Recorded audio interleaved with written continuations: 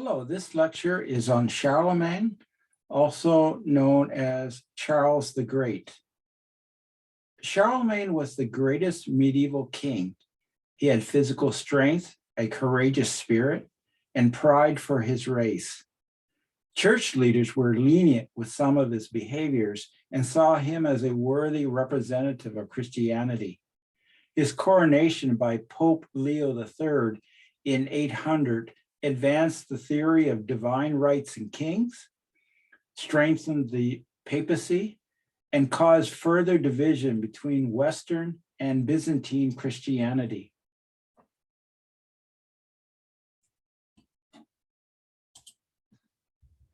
German people groups made their mark in early Europe.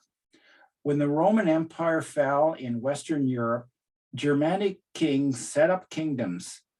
In the 6th century, there were the Visigoths kingdom of the Visigoths of what is today Spain, and there was the kingdom of the Franks in what today is France.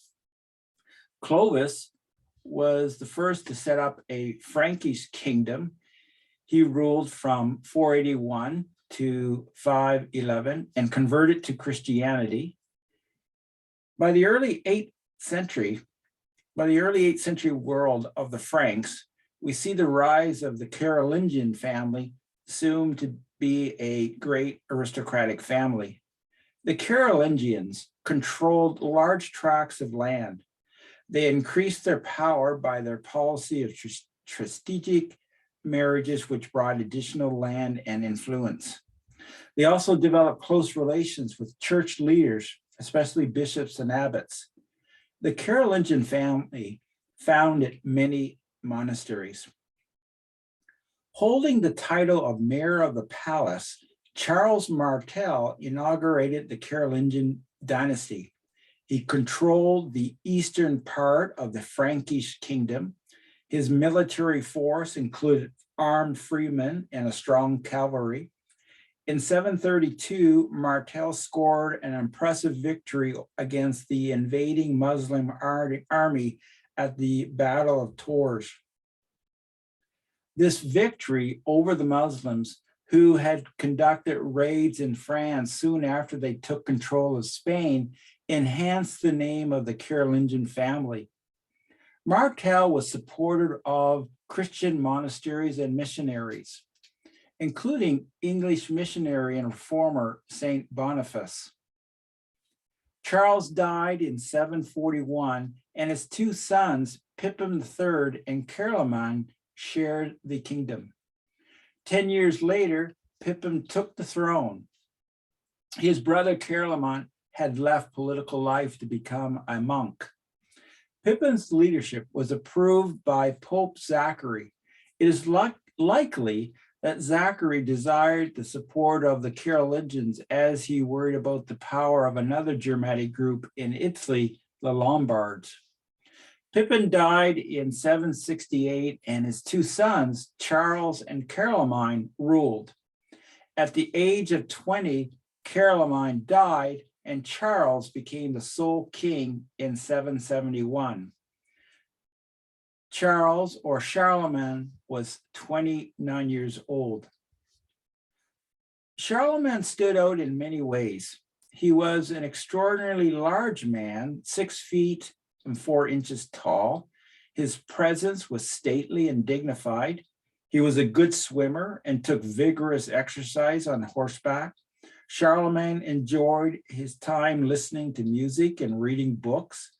The biographers of the medieval age often exaggerated the accomplishment of their subjects, but the biographer Einhard, who worked in Charlemagne's court, is regarded as a trustworthy source.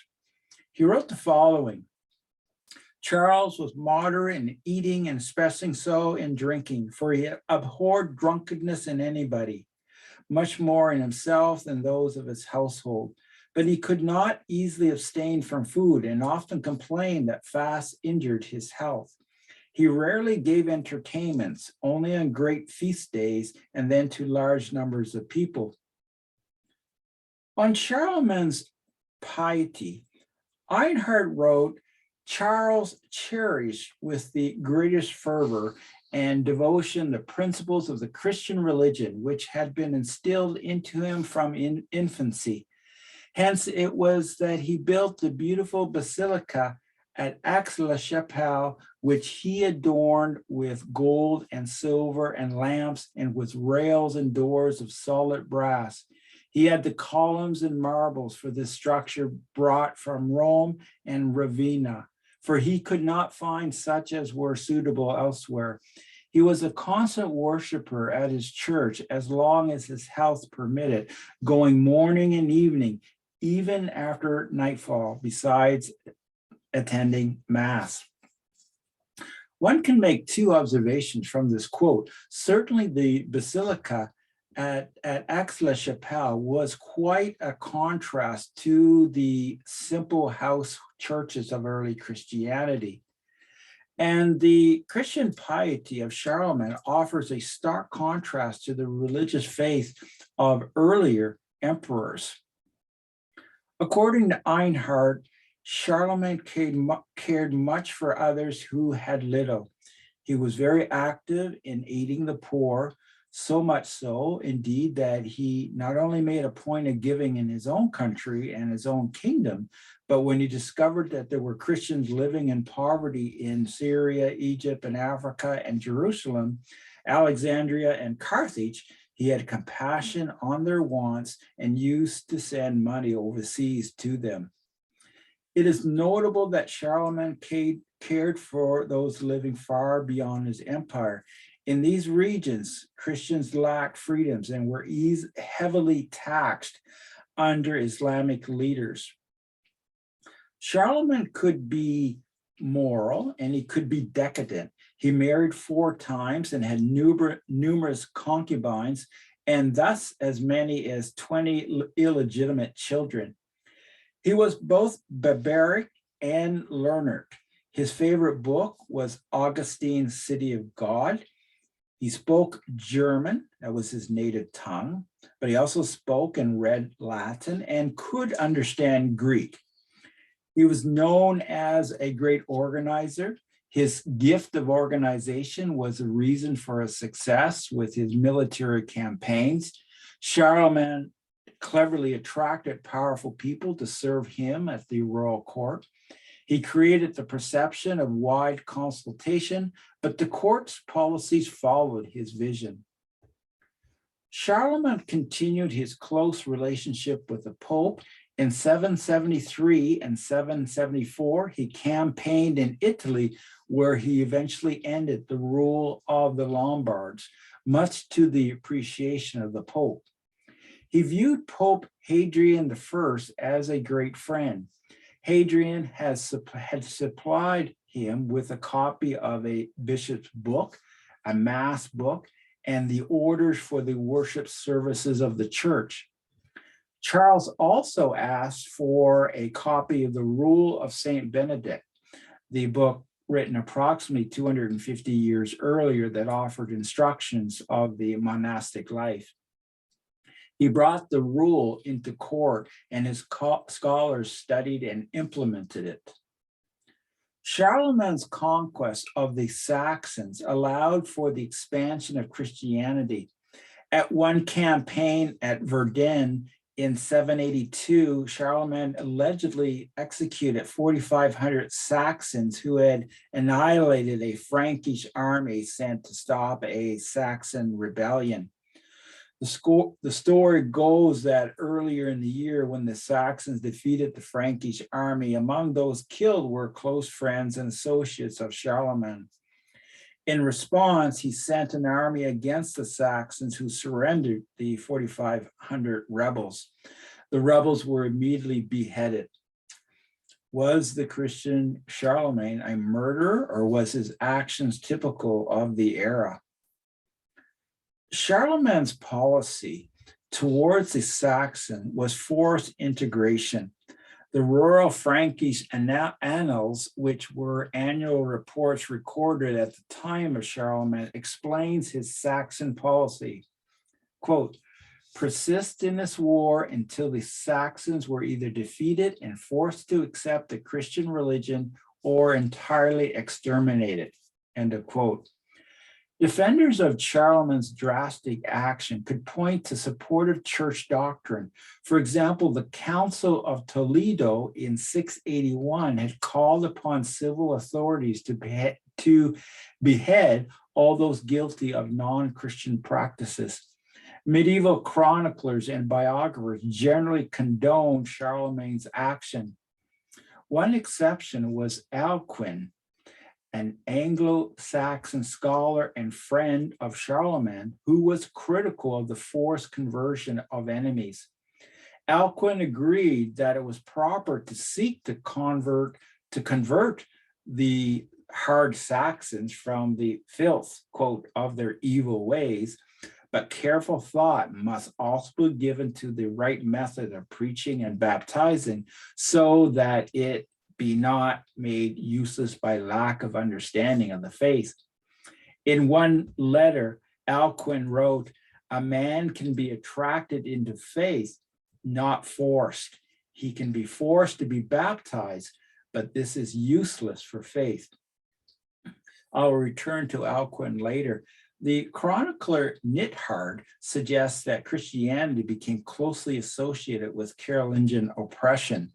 He recorded that some Saxons who had Christianity pushed on them sought to revenge themselves and root out the Christian religion in the area.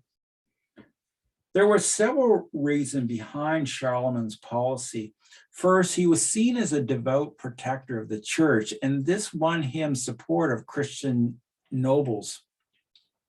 Second, harsh action discouraged any violence towards any of Charlemagne's administrators sent throughout the kingdom. Einhard even accused Charlemagne's Saxon mercenaries of feigned obedience and disloyalty. Third, Christianization was considered a way to unite the empire. Fourth, Charlemagne read St. Augustine and may have found direction from the following just war statements, quote, "Rather, he is like a sword, which is the instrument of its user. And so those who by God's authority have waged wars, or who, bearing the public power in their own person, have punished the wicked with death, these have in no way acted against the commandment which says, 'Thou shalt not kill.'" End of quote. Fifth, Charlemagne came from military tradition. It was his grandfather, Charles Martel, as mentioned earlier, who defeated the Muslims at the Battle of Tours, thus stopping Muslim advancement. His father, Pippin, also taught bold and ruthless action against enemies. Sixth, the era appeared to demand a strong ruler to receive the respect of the people. So these were 6 reasons scholars have looked at to understand what was behind Charlemagne's policies. Charlemagne's action must be put in historical context. Historical accounts show that Germanic law was personal, which was different than Roman law that viewed the crime of murder as an offense against society. An injury or killing could initiate a blood feud between Germanic families. The acts of revenge could be brutal, such as hacking off hands or gouging out eyes. The mass execution of Saxons at Verdun was savage, but the Saxon rebels had killed some of Charlemagne's friends. Another example of brutality was the Germanic customary law of ordeal. A suspect of a crime would undergo an ordeal such as holding a red-hot iron. The Germans believed that if the suspect was innocent, God would not allow him to be harmed by the red-hot iron. In the 6th century, Gregory of Tours wrote of one case of ordeal by hot water. The man undergoing the ordeal was an Arian presbyter who made venomous assertions against the Son of God and the Holy Ghost. But the Arian and the deacon who he quarreled with, agreed to settle the matter by removing a ring from a kettle of boiling water. However, neither one would make the first move. While they argued, another deacon dipped his arm in the kettle and did not remove it until he had the ring. When the Arian saw the deacon suffered no injury, he also plunged his arm in the kettle, declaring, "My faith will aid me." But his faith did not save him. According to Gregory of Tours, as soon as the Arian's, quote, hand had been thrust in, all the flesh was boiled off the bones, clear up to the elbow, end of quote. As it turns out, much of the material written by chroniclers and commentators of Charlemagne's day did not focus on the harsh laws and his violent actions. For example, the 9th century Benedictine monk Notker portrayed Charlemagne as an early representative god in the same vein as King David and Solomon. The biography by Einhard excluded the Verdun incident. It is important to note that Charlemagne's forcible imposition of Christianity was made permanent by the more peaceful means of planting monasteries throughout the Saxon land. A key Christian assistant was the scholar Alcuin, mentioned earlier. Alcuin assisted Charlemagne in setting up a real renaissance of classical and biblical learning, which bolstered the intellectual life of the Frankish Empire. In 796, Alcuin became the head of the monastery at St. Martin in Tours, which now became under his leadership a center of learning for the whole Frankish realm. With this growth of learning came theological discussion, but Charlemagne made great effort to condemn any false teaching. For example, he opposed the adoptionist Christology taught by Spanish Bishop Felix of Urgell. Adoptionist Christology maintained that Christ, though in his divine nature the Son of God, was in his human nature only a son by adoption. A major turning point in the history of Christianity was the imperial coronation of Charlemagne. Biographer Einhard claims that Pope Leo III's crowning of Charles was a surprise, not one Charles wanted. In the year 800, while Charles was praying in St. Peter's Basilica, the Pope came up behind him and placed a crown on Charles. As one church historian argues, it was a theocratic stamp to empire that began with Augustus 8 centuries earlier. Quote, it emphasized the feeling that church and state were but two sides of the same shield, the one leading man to temporal happiness, the other to eternal blessedness, and both closely related and owing mutual helpfulness. The rise of the Bishop of Rome is unclear, but by 800, the Roman bishop was viewed as the highest church figure in the West and the personal representative of Western Christianity to the East. The coronation was evidence of a clear Franco-Papal alliance. For the coronation of Charlemagne, historian Mark Knoll explains it this way, quote, this event also anticipated the future for the way that the great King Charles and the Pope, as supreme head of the Western Church, conducted their business on that fateful Christmas day, outlined the shape of Christian life in the West for at least the next 7 or 8 centuries. And historian Thomas Noble writes, Augustine resolutely refused to identify the city of God with any realm on earth, not the Roman Empire, not any empire that ever had existed. The Carolingians thought otherwise. They believed their realm was more as a city of God with the anointed Charles as leader. Noble argues that, quote, it was in this kind of thinking, in this kind of manipulation of the ideal of St. Augustine, that the idea of Christendom was born, the idea of a uniform, universal, and universalizing Western civilization. Certainly, the actions of the greatest of medieval kings were influential in both the West and East. After his coronation, Charlemagne sent letters to Constantinople to help heal any hard feelings in Byzantium. He also made no use of his new title of emperor. Historian Will Durant discusses Charlemagne's other attempts to protect his Western empire, including having dialogue with the ruler of the Islamic Caliphate.